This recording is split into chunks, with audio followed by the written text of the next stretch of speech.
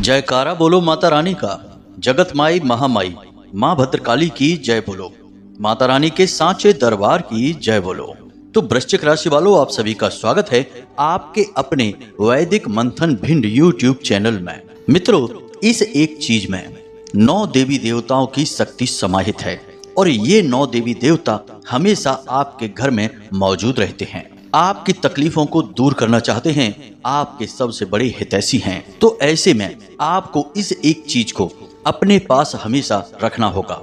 जब आप इस एक चीज को अपने पास रखेंगे तो इन 9 देवी देवताओं की शक्ति आपके पास आ जाएगी। इनकी पूरी कृपा और आशीर्वाद आपको प्राप्त हो जाएगा। हम जानते हैं बंधुओं कि आपके जीवन में अभी परेशानियों का दौर चल रहा है। आप एक के बाद एक परेशानियों से घिरे हुए हैं। लोग आपकी मदद नहीं कर रहे हैं और समय और परिस्थितियां भी आपको मौका ही नहीं दे रहे हैं कि आप कुछ नया सोच पाएं, कुछ बड़ा अपने जीवन में कर पाएं। तो ऐसे में आपको दैवीय सहायता की बहुत अधिक आवश्यकता है।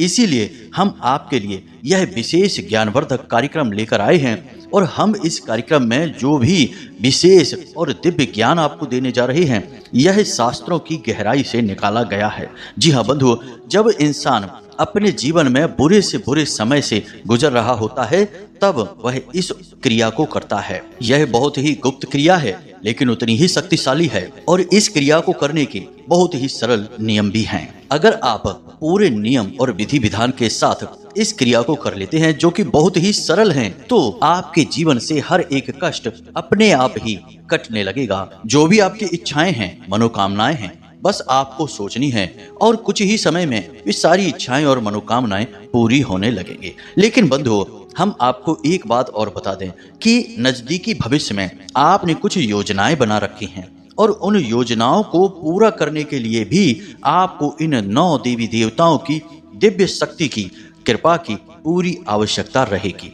यदि आपको इन 9 देवी देवताओं की शक्ति प्राप्त नहीं होती है, इनका आशीर्वाद और कृपा नहीं मिल पाती है, तो आपके भविष्य में बनने वाली लगभग हर एक योजना पूरी तरह से विफल हो सकती है, जिसकी वजह से आपके मान सम्मान में तो कमी आएगी ही, आपका रुपया, पैसा और समय सब कुछ बर्बाद हो जाएगा। अब वर्तमान तो जैसा है सो ठीक है और आपने भूतकाल में जितने भी कष्ट सहने थे सो सह लिए, लेकिन कम से कम आपका भविष्य तो सुरक्षित होना ही चाहिए। इसीलिए हम आपको इस एक विशेष गुप्त और शक्तिशाली चीज के बारे में बताने जा रहे हैं। बंधुओं, आज का यह कार्यक्रम पूरी तरह से माता भद्रकाली को समर्पित है और उन्हीं के द्वारा दी जाने वाली दिव्य अनुभूतियों पर आधारित है। तो आपको यह कार्यक्रम पूरा देखना है क्योंकि इस कार्यक्रम के माध्यम से आपको जीवन को सरल बनाने की एक नई राह मिलेगी। अब एक बात और यहाँ पर हम आपको बता दें बंधुओं कि हम प्रतिदिन आपके लिए सर्वश्रेष्ठ ज्ञानवर्धक कार्यक्रम लेकर आते हैं और हर कार्यक्रम के माध्यम से आपको प्रतिदिन कुछ नया, कुछ विशेष सिखाने की कोशिश करते हैं। लेकिन बंधुओं, हमारा काम केवल आपका मार्गदर्शन करना है, आपको सिखाना है। हमारे बताए हुए रास्ते पर चलना तो आपको ही पड़ेगा। यदि आप कर्म ही नहीं करेंगे तो हमारी बताई हर एक क्रिया अपने आप विफल हो जाएगी। फिर चाहे स्वयं ब्रह्मा जी या विष्णु जी या स्वयं शंकर जी आपके सामने प्रकट हो जाएं, वे भी आपकी कोई मनोकामना पूरी नहीं कर सकते क्योंकि यह कलयुग है और कलयुग कर्म प्रधान है। बाबा तुलसीदास ने लिखा है कि नहीं, कर्म प्रधान विश्व करि राखा। तो यह पूरा विश्व कर्म प्रधान है, तो आपको कर्म करना ही होगा। हमने जो आपको बताया उसे आपको अपने जीवन में उपयोग में लाना होगा। उस ज्ञान का उपयोग करें, उन क्रियाओं और उपायों को करें, फिर उनके प्रभाव अपने जीवन में महसूस करें। हजारों लोग ऐसे हैं जिनके जीवन में परिवर्तन पूरी तरह से हो चुके हैं। किसी का कर्जा चुक गया है, किसी की संतान उसकी बात नहीं सुनती थी तो संतान सुधर गई है। साथ ही साथ पति पत्नी के बीच झगड़े भी थे, किसी की पति पत्नी में नहीं बनती थी, झगड़े थे, तलाक तक नौबत आई थी तो उनके भी झगड़े समाप्त हो गए, प्रेम से साथ साथ रहते हैं। बहुत सारी बातें हैं। किसी का कर्जा समाप्त हुआ तो किसी का व्यापार अच्छा चलने लगा। और यह सब कुछ क्यों हो रहा है? क्योंकि माता रानी की कृपा से हम जो भी उपाय और क्रियाएं आपको बताते हैं वे सब अपने आप में सिद्ध होते हैं, और हम जो भी क्रियाएं बताते हैं वे पूरी तरह से वैदिक पद्धति पर आधारित होती हैं। तो अब आपका धर्म है कि इन बातों को अपने जीवन में उतारना, इन बातों को मानना। अब यदि आप हर बात पर शक करते रहेंगे, हर बात पर विश्वास ही नहीं करेंगे, तो फिर कुछ भी नहीं हो सकता है, फिर आपका भगवान ही मालिक है। मित्रों, हमने इतनी सारी बातें आपको केवल इसलिए बताई हैं कि आज का यह वीडियो कार्यक्रम बेहद ज्ञानवर्धक है, बहुत ही शक्तिशाली है, और जिसने इस कार्यक्रम में बताई हुई बातों को अपने जीवन में उतार लिया, हम गारंटी के साथ कहते हैं कि आने वाले 3 से 4 महीने उसके जीवन के सबसे सुंदर दिन होने वाले हैं, और वह इतनी जबरदस्त कामयाबी देखेगा जैसी उसने अपने जीवन में आज तक नहीं देखी होगी। कहने का मतलब यह है कि वह स्वयं अपने स्वर्ग और अपने सौभाग्य का निर्माता बन जाएगा। जी हाँ बंधुओं, तो उम्मीद है कि आप हमारी बातों को समझ रहे होंगे। अब आप इस कार्यक्रम को अंत तक अवश्य देखेंगे। तो चलिए बंधु, आज के इस विशेष कार्यक्रम की शुरुआत करते हैं, लेकिन इससे पहले माता रानी को आभार व्यक्त करते हैं और पूरे भक्ति भाव से कमेंट बॉक्स में लिखिए, जय माँ भद्रकाली कृपा करो। 3 बार लिखना, माता रानी आपके ऊपर निश्चित तौर पर कृपा करेंगी ही। इसी के साथ साथ यदि आप इस चैनल पर, इस कार्यक्रम पर पहली बार आए हैं, तो आप बगल में जो लाल रंग का सब्सक्राइब का बटन है उसे अवश्य दबा दें। ऐसा करके आप हमारे माता रानी के दिव्य परिवार के सदस्य बन जाएंगे, धाम से सीधे जुड़ जाएंगे, और आपके ऊपर सीधी माता रानी की कृपा और आशीर्वाद पहुंचने लगेगी। मित्रों, हम आप लोगों के जीवन में खुशियां लाने के लिए, माता रानी की कृपा पहुंचाने के लिए प्रतिदिन कुछ न कुछ अनुष्ठान अवश्य करते हैं, और इसका प्रभाव भी दिखाई देता है जब आप लोग संतुष्टि वाले मैसेज हमें भेजते हैं। तो हमें भी खुशी होती है कि आपकी इच्छाएं पूरी हो रही हैं, आपका जीवन सुंदर हो रहा है, और हम इसी रूप में माता रानी की सेवा कर पा रहे हैं। तो चलिए बंधुओं, इस सुनहरे मौके को अपने हाथ से जाने मत देना, जल्दी से चैनल को सब्सक्राइब करिए, फिर आगे बढ़ते हैं। मित्रों, अब एक बात तो आपको माननी ही पड़ेगी कि हर इंसान के जीवन में चीजों का बहुत अधिक महत्व होता है। कुछ चीजें ऐसी होती हैं जो इंसान को सुख देती हैं, आनंद देती हैं, लेकिन कुछ चीजें ऐसी होती हैं जिनसे इंसान दुखी हो जाता है, परेशान हो जाता है। चीजें तो बहुत दूर की बात है, रंग और वस्त्रों का भी इंसान के स्वभाव पर बहुत अधिक प्रभाव पड़ता है। आप देखेंगे कि जो इंसान जिस प्रवृत्ति का होता है वह उसी प्रकार के रंग और उसी प्रकार के परिधान और पहनावे पहनना शुरू कर देता है। जैसे जो राजनेता होते हैं वे कुर्ता पजामा पहनते हैं, और यदि संत महात्मा होते हैं तो वे धोती कुर्ता पहनना शुरू कर देते हैं। तो जैसा उनका लिबास और पहनावा वह उनकी मानसिक स्थिति को दर्शाता है। कहने का मतलब यह है कि हमारे आसपास जो भी चीजें हैं, जिस भी प्रकार की हों, चाहे वे हमारे उपयोग की हों या ना हो, लेकिन उनकी अपनी कुछ विशेष ऊर्जा, उनका अपना कुछ विशेष प्रभाव तो होता ही है। अब सीधे तौर पर यहाँ पर बात की जाए तो कुछ चीजें होती हैं जो बहुत ही दिव्य होती हैं और उनका दैवीय शक्तियों से सीधा जुड़ाव होता है।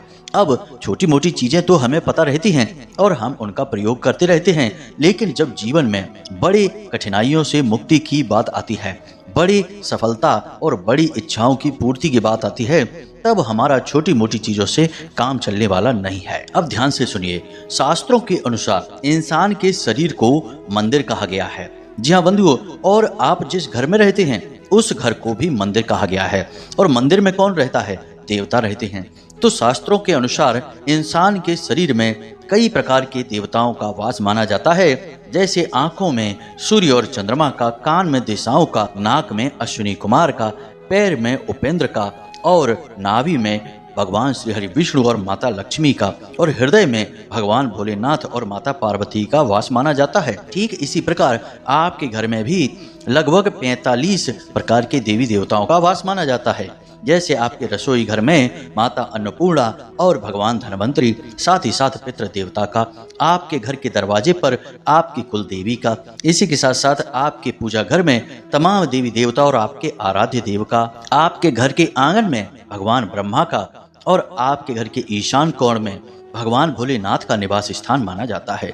उत्तरी दिशा में कुबेर देवता का निवास माना जाता है। इस प्रकार लगभग 45 देवी देवताओं का वास आपके घर में होता है। अब इनमें से 9 मुख्य देवता होते हैं जो आपके जीवन में सुख समृद्धि के कारक होते हैं। अगर इन देवी देवताओं की कृपा आप तक नहीं पहुंच पाती है तो आपके जीवन में कष्ट की शुरुआत हो जाती है। अब इन 9 देवताओं में मुख्य तौर पर माता लक्ष्मी और कुबेर देवता, साथ ही साथ भगवान भोलेनाथ और देवगुरु बृहस्पति, शुक्र देवता, सूर्य, चंद्रमा और राहु देवता भी शामिल हैं। अब ये ऐसे देवता हैं जो इंसान के रोजमर्रा के कार्यों को प्रभावित करते हैं और इंसान के प्रतिदिन के लाभ और हानि, दुख, तकलीफ और चिंताओं को नियंत्रित करते हैं। लेकिन किसी न किसी प्रकार की नकारात्मक ऊर्जाओं के चलते इन देवी देवताओं का प्रभाव आपके जीवन में कम होने लगता है, जिसकी वजह से आपके हर बनते हुए काम में रुकावटें आने लगती हैं। हर तरह का कार्य आपका बाधित होता है। आप जो भी योजनाएं बनाते हैं वो असफल होने लगती हैं। आपके घर में कलह, क्लेश और विवाद बढ़ने लगता है। साथ ही साथ आप कर्जे में दबने लगते हैं। आमदनी तो आपकी रुकने लगती ही है। एक बात याद रखना कि जितने भी देवी देवता होते हैं उनकी ऊर्जा शुद्ध सकारात्मक ऊर्जा होती है, लेकिन ठीक इनके विपरीत नकारात्मक ऊर्जा भी होती है, जिन्हें हम भूत प्रेत और पिशाचों की ऊर्जा कह सकते हैं। अब यदि आपके कर्म सकारात्मक हैं तो देवी देवताओं की कृपा आपके ऊपर बढ़ती चली जाती है और बनी रहती है। लेकिन यदि आप जाने अनजाने में कुछ गलतियां करते हैं और नकारात्मक कार्यों में लिप्त होने लगते हैं तो आपके जीवन में देवी देवताओं की कृपा और आशीर्वाद कम होने लगता है और नकारात्मक ऊर्जाएं हावी होने लगती हैं। अब यहाँ पर आप यह बात मत समझ लेना कि यह देवी देवताओं का और राक्षसों का, भूत प्रेतों का युद्ध है और देवी देवता हार गए। यहाँ पर कोई हार या जीत की बात ही नहीं है। यह तो आपके अपने कर्म निर्धारित कर रहे हैं कि आप किसे अपने घर और अपने जीवन में जगह दे रहे हैं। यदि आप नकारात्मक कार्य करेंगे, यानी कि जुआ, शराब, वेश्यावृत्ति और तमाम तरह की गलत कार्य जैसे मांसाहार है, क्रोध है, लोभ है और ब्याज का धन खाते हैं या फिर दूसरों को सताते हैं, किसी के हिस्से को दबा लेते हैं, तो ऐसे कार्यों में यदि आप लिप्त रहते हैं, आपकी वजह से कोई दुखी हो जाता है, उसके आंसू निकल आते हैं, वह परेशान हो जाता है, तो इस स्थिति में देवता आपका कुछ भी नहीं कर पाएंगे, ना आपके साथ रह पाएंगे, फिर तो भूत प्रेत ही आपका साथ दे पाएंगे। याद रखना कि जिस प्रकार आप हर वक्त दैवीय शक्तियों से घिरे रहते हैं, ठीक उसी प्रकार आप तमाम तरीके के भूत प्रेत और निशाचरों से भी हर वक्त घिरे रहते हैं। अब बस आपके कार्य इस बात को निर्धारित करते हैं कि कौन आपके जीवन में प्रवेश करेगा और किसका प्रभाव आपके जीवन में सबसे अधिक रहेगा। उम्मीद है आप हमारी बातों को यहाँ तक अच्छी तरह से समझ पाए हैं। तो अब इन बातों के आधार पर यह पता चलता है कि यदि हम शुद्ध सात्विक जीवन जीते हैं, सत्य के मार्ग पर चलते हैं, भले ही थोड़ा बहुत हमें कष्ट हो, लेकिन हम हमेशा सत्य बोलें और किसी को किसी भी प्रकार से कष्ट ना पहुंचाएं, किसी को भी तकलीफ ना दें, तो हमारे जीवन में देवी देवताओं की कृपा आकर्षित होने लगती है और भूत प्रेत और उनकी नकारात्मक ऊर्जाएं हमारे घर से और जीवन से दूर भागने लगती हैं। तो अब ध्यान से सुनिए, हम आपको उस एक चीज के बारे में बताने जा रहे हैं, लेकिन उससे पहले आपको अपनी शुद्धता और अपने घर की शुद्धता करना बहुत अधिक आवश्यक रहेगा, क्योंकि यदि कहीं भी थोड़ी बहुत भी नकारात्मकता रहेगी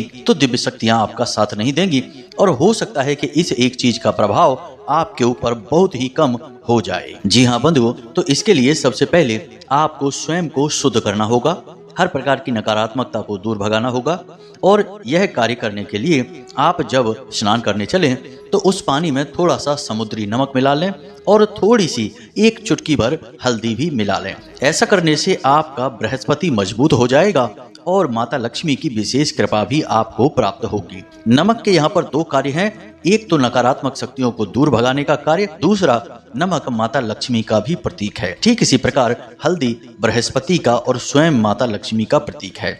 तो आपके ऊपर दो देवी देवताओं की कृपा भी आएगी, साथ ही साथ नकारात्मक ऊर्जा भी आपके ऊपर से दूर हटने लगेगी। इसी प्रकार आप जो भी वस्त्र पहनते हैं उन वस्त्रों को धोते समय भी पानी में थोड़ा सा नमक अवश्य मिलाते चलें। यह भी बहुत अनिवार्य है, इससे भी कपड़ों में रह रही किसी भी प्रकार की नकारात्मक ऊर्जा बाहर हटने लगेगी। अब बात करते हैं आपके घर के शुद्धिकरण की। घर के शुद्धिकरण के लिए सबसे पहला कार्य आपको शाम के समय अपने घर के सभी कोनों में, ब्रह्म स्थान में और छत पर और चारों तरफ मुख्य दरवाजे से लेकर थोड़ा थोड़ा गंगा जल छिड़कना है। इसके लिए आप एक गिलास में, शुद्ध गिलास में जल ले सकते हैं और उस जल में थोड़ा सा गंगा जल मिलाएं और फिर उस जल को चारों तरफ अपने घर में जहां भी आप जा सकते हैं जाकर छिड़कें। इससे पूरा घर शुद्ध होगा। साथ ही साथ अपने घर के मुख्य दरवाजे पर यानी दहलीज से थोड़ा सा बाहर थोड़ा सा कपूर रखें, एक कटोरी में रख सकते हैं और उस कपूर के ऊपर लौंग का एक जोड़ा रख दें और उस कपूर को जला दें। इससे आपका घर शुद्ध हो जाएगा। किसी भी प्रकार की नकारात्मक ऊर्जा आपके घर से दूर हट जाएगी। अब घर का और आपका स्वयं का शुद्धिकरण का यह कार्य है, यह लगभग प्रतिदिन होना चाहिए। अगर रोज नहीं हो सकता है तो हर 2-3 दिन में एक बार तो होना ही चाहिए। इससे जितनी भी नकारात्मक ऊर्जाएं आपके आसपास एकत्रित होंगी, कहीं ना कहीं से तो नकारात्मक ऊर्जाएं आती ही रहती हैं।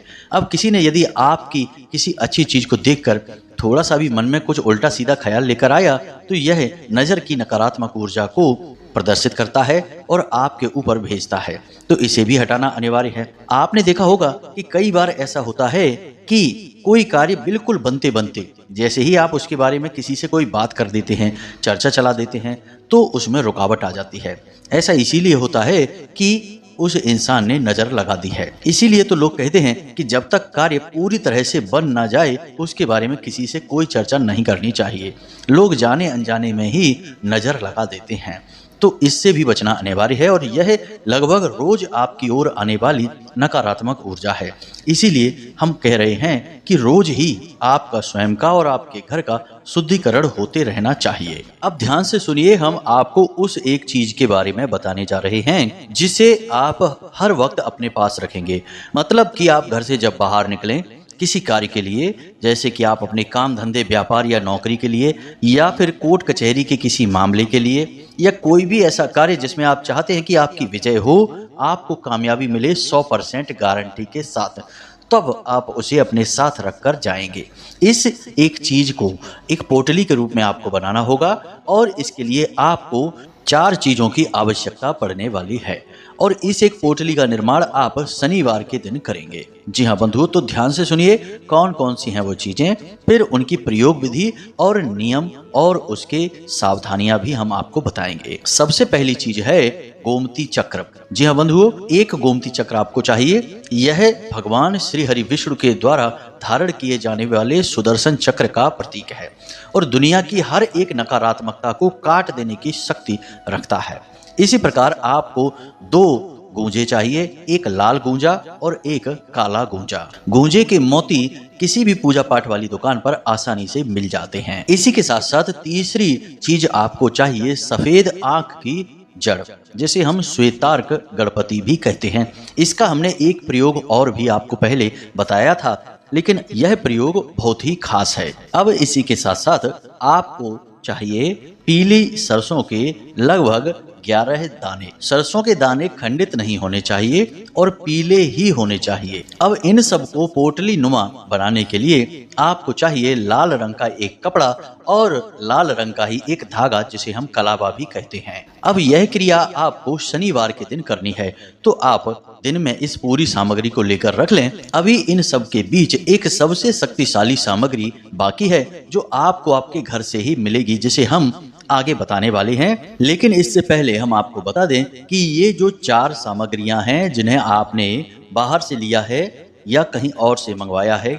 इसके बारे में आपको किसी से कोई चर्चा नहीं करनी है। यह बेहद ही गुप्त और व्यक्तिगत प्रयोग है, तो इसके बारे में किसी से यदि आप चर्चा कर देंगे तो बात वहीं खराब हो जाएगी। अब आपको क्या करना है, ध्यान से सुनिए। सारे काम से मुक्त होने के बाद रात्रि के समय लगभग 9 से 11 बजे के बीच में आपको स्नान आदि करने के बाद अपने पूजा घर में जाना है और अपने पूजा घर में आप एक सफेद रंग का कागज और एक लाल रंग का पेन लेकर जाएंगे। अब आपको उस कागज पर बहुत ही छोटे छोटे अक्षरों में इस मंत्र को 6 बार लिखना है। जी हाँ बंधुओं, यह माता लक्ष्मी का अंक है और शुक्र ग्रह का प्रतीक है, तो 6 बार इस मंत्र को लिखेंगे। मंत्र ध्यान से सुने, बहुत ही सरल है, बीज मंत्र है और 3 शक्तियों का सूचक है। जी हाँ बंधुओं, बहुत ही पवित्र और शक्तिशाली और स्वयं सिद्ध मंत्र है यह, तो ध्यान से सुने।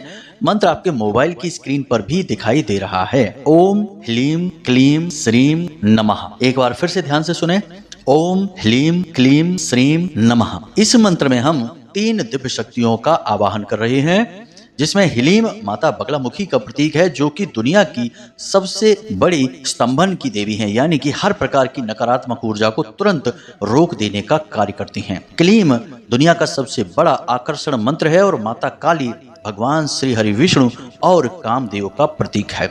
ठीक इसी प्रकार श्रीम स्वयं माता लक्ष्मी का प्रतीक है, उनका ही नाम है। तो आप 3 बड़ी दिव्य शक्तियों का आवाहन यहाँ पर कर रहे हैं।